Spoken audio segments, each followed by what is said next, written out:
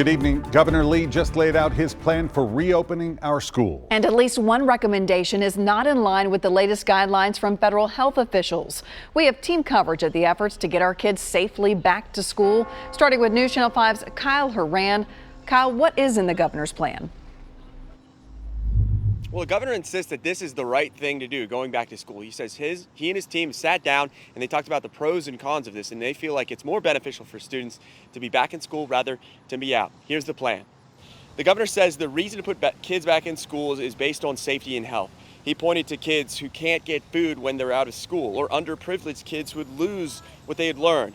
The governor says they're trying every possible way to keep both teachers and kids safe.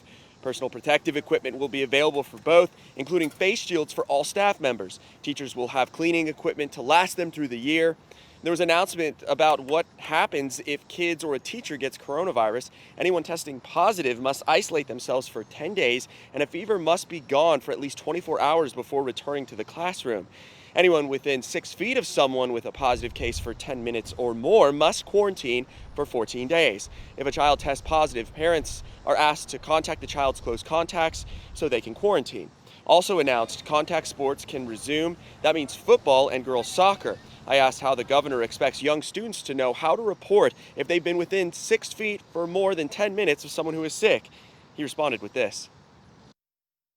I think that this is going to be very hard. This is going to be very difficult, and we have to weigh the pluses and the minuses, and the minuses of keeping kids out of school far outweigh the positives that will come from them being in. So we're going to work together to have the best results possible with our kids in our school and use the protocols that we think will be most effective.